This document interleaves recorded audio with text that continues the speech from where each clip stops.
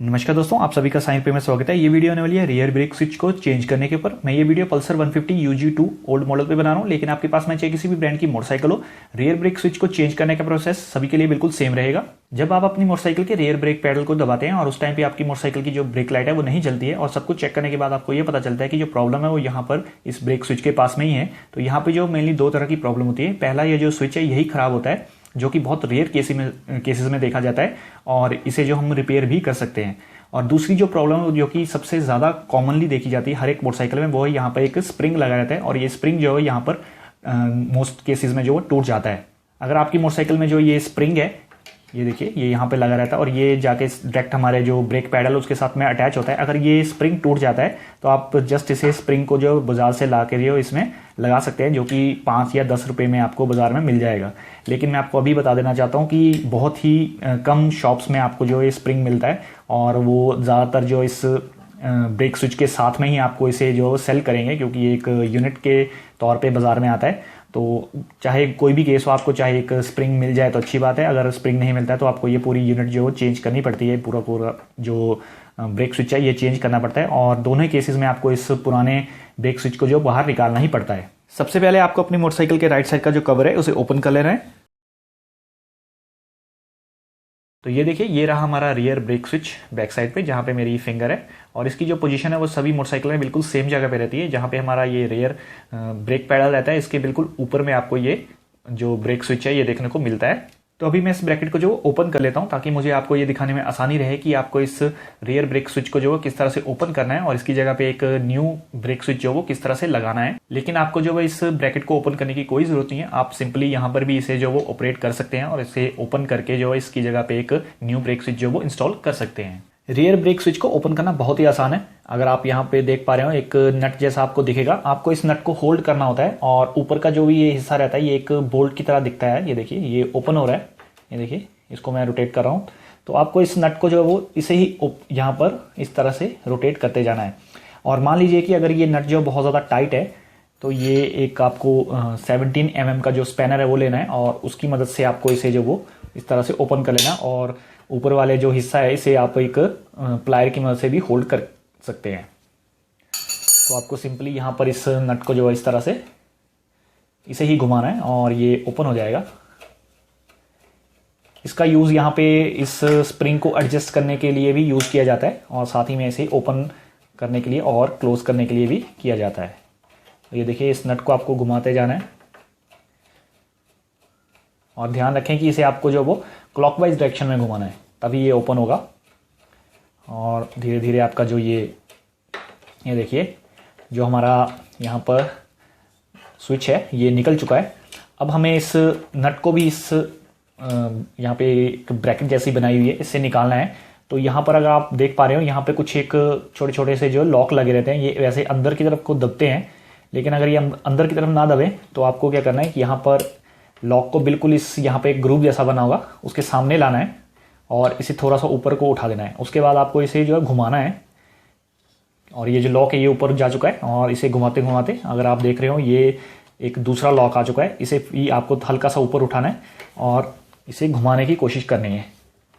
ये देखिए, ये घूम रहा है यहाँ पर और ये देखिए, ये एक और लॉक आ चुका है और उसके बाद ये देखिए आराम से ये बाहर निकल गया है। और इसके बाद में आपको ये जो इसकी वायर है, वायर आपको ढूंढ लेनी है और इसका जो कपलर है, मेरे केस में तो यहाँ पे लगा है, हो सकता है कि आपके केस में मोटरसाइकिल में कहीं और पे लगाओ, तो आपको उससे या वहाँ से कपलर को डिस्कनेक्ट कर देना है। उसके बाद आपका जो ये ब्रेक स्विच है ये पूरी तरह से बाहर निकल जाएगा। ये देखिए, तो मेरे केस में ये बाहर निकल चुका है और ये एक छोटी सी प्रोटेक्शन दी रहती है। अगर आपके मोटरसाइकिल में ये लगी हो तो आप लगाएं, अगर नहीं हो तो वो आप अपने मोटरसाइकिल के अकॉर्डिंग देख सकते हैं। तो आपको जो अपनी मोटरसाइकिल के अकॉर्डिंग जो बजाज से एक नया ब्रेक स्विच ले आना है। इसमें आपको एक स्प्रिंग मिल जाता है और साथ में जो ब्रेक स्विच है वो मिल जाता है। और ये मुझे जो वो आप पढ़ सकते हैं, मेरे को 41 रुपीज़ में मिला है। ये ओरिजिनल नहीं है, लेकिन मेरी मोटरसाइकिल बहुत ज़्यादा पुरानी है और इसका ओरिजिनल नहीं मिल पाया। और ये रहा इसका ये स्प्रिंग है, आपको इसे एडजस्ट करना पड़ता है क्योंकि इसकी जो लेंथ है वो कई बार प्रॉपर नहीं आती है, क्योंकि ये आफ्टर मार्केट जो प्रोडक्ट है। और ये रहा स्विच, तो इसे इंस्टॉल करना है बिल्कुल सिमिलर वे से हमें इसे इंस्टॉल करना है। सबसे पहले इसका जो ये नट है इसे हमें पूरी तरह से ओपन कर लेना है। और आप चाहें तो पहले ही इस स्प्रिंग को लगा लें, चाहे आप बाद में स्प्रिंग को लगाएं, वो आपके ऊपर डिपेंड करता है।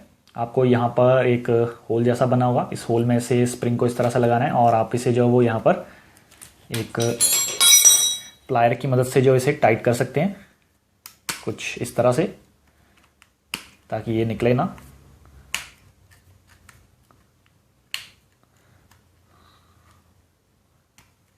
ये देखिए ये टाइट हो चुका है, ये अब निकलेगा नहीं। और ये जो हमारा नट है हमें इसे बिल्कुल सिमिलर वे से लगाना है जिस तरह से हमने पुराना जो नट है वो निकाला था। तो ये देखिए यहाँ पर ये कुछ एक लॉक्स बने रहते हैं, ये देखिए ये बिल्कुल छोटे छोटे लॉक्स हैं। तो आप चाहें तो इसे डायरेक्ट इस तरह से सीधे ही इसे लगा देंगे। तो ये देखिए ये एकदम से लॉक हो चुका है, ये बाहर नहीं निकल रहा है। अब इसके बाद में आपको सबसे पहले स्प्रिंग को इसमें डालना है। देन ये जो हमारा ब्रेक स्विच है इसे अब हमें इस पे नट पे कसना है। तो अब हम इस स्विच को नहीं घुमाएंगे, हम फिर से इस नट को घुमाएंगे और इस बार हम इसलिए जो है वो एंटी क्लॉकवाइज डायरेक्शन में घुमाएंगे। जैसे जैसे हम इसे एंटी क्लॉकवाइज डायरेक्शन में घुमाते जाएंगे ये टाइट होता जाएगा।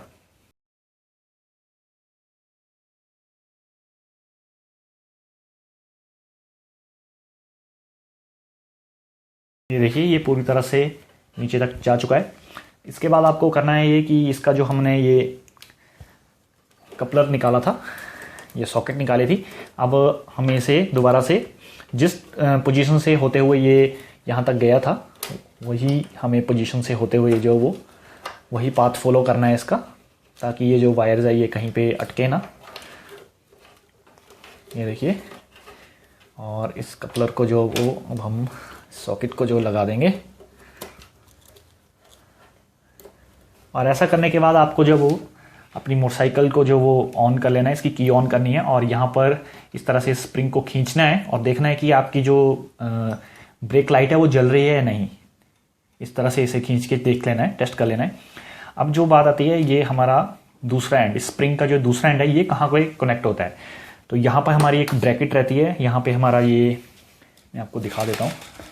ये देखिए ये हमारा ब्रेक पैडल है, ये ब्रैकेट पे ऊपर में यहाँ पे लगा रहता है। और ये देखिए ब्रैकेट के बैक साइड पे थोड़ा मुझे दिखाने में दिक्कत हो रही है, ये यहाँ पर ये देखिए ये ब्रैकेट के ये हमारी पैडल है, पैडल के पीछे में यहाँ पर इसकी शाफ्ट रहती है, ये यहाँ पर ये देखिए यहाँ पर एक नॉच जैसा बना रहता है, ये एक यहाँ पर आप देख पा रहे हो। तो यहाँ पर एक होल जैसा बना रहता है, बिल्कुल उसमें यहाँ पर इस स्प्रिंग को फंसाया जाता है। तो मेरे केस में यहाँ पर ये जो स्प्रिंग है ये थोड़ा लेंथ में ज़्यादा है, तो मुझे अपने उसके अकॉर्डिंग जो इसे थोड़ा छोटा करना पड़ेगा। तो ये कुछ स्प्रिंग में इस तरह से फंस जाता है, ये देखिए अभी ये इसमें फंस चुका है। तो जैसे ही हम ब्रेक दबाएंगे तो ये ब्रेक के साथ में नीचे को खींचता है और हमारी जो ब्रेक लाइट है वो जलती है। तो इसे आपको जो वो थोड़ा अकॉर्डिंगली जो है इसकी लेंथ के अकॉर्डिंग से आपको एडजस्टिंग करनी पड़ेगी। और वैसे भी मैंने अभी इस ब्रैकेट को ओपन किया है, तो इस टाइम पे इसे जो वो यहाँ पे कनेक्ट करना नहीं चाहिए, क्योंकि ये ब्रैकेट पूरी यहाँ पे लगी होगी। उसके बाद ही इसे जो हमें यहाँ पर इस तरह से जब ये ब्रैकेट लगी होगी अपनी पोजीशन पे, तभी हम इस स्प्रिंग को जो जोड़ना चाहिए। ये पीछे की तरफ से यहाँ पे कनेक्ट होता है, अगर आप देख रहे हो ये कुछ यहाँ पर इस जगह से यहाँ पर हमें इस तरह से इसे कनेक्ट करना होता है। तो आपको जो वो अपनी मोटरसाइकिल के अकॉर्डिंग यहाँ पर दूसरी तरफ से जो इसे जब ये ब्रैकेट लगी रहती है तो दूसरी तरफ से देखते देखते इसे आप यहाँ पे लगा सकते हैं। तो मैं अभी इसे लगा देता हूँ और इस ब्रैकेट को जो वो टाइट कर देता हूँ, फिर आपको मैं चेक करवा देता हूँ कि मेरी मोटरसाइकिल की जो ब्रेक पैडल है ये दबाने के बाद में ये लाइट जलती है या नहीं। तो अभी आप देख सकते हैं कि मैंने इस ब्रैकेट को जो वापस से लगा दिया है और यहाँ पर जो इसका स्प्रिंग है वो भी मैंने अटैच कर दिया है। अभी मैं आपको यहाँ पर क्लियरली तो नहीं दिखा पाऊंगा, ये देखिए ये आप देख सकते हैं कि जो स्प्रिंग है वो काफ़ी ज़्यादा टाइट है और मुझे जो थोड़ी बहुत यहाँ पर इसे एडजस्ट भी करना पड़ा। तो ये आप देख सकते हैं कि ये पहले पूरा नीचे तक था और इसे मैंने अभी थोड़ा जो वो ऊपर की तरफ खींचा है, ताकि मेरी एडजस्टमेंट जो वो इस तरह से हो जाए कि जैसे ही मैं इस पैडल को जो वो दबाता हूँ, ब्रेक लगाता हूँ, तो उस टाइम पे ही सीधे मेरी जो ब्रेक लाइट है वो जले। तो भाई आपको मैं चेक भी करा देता हूँ कि ब्रेक लाइट जो जल रही है या नहीं।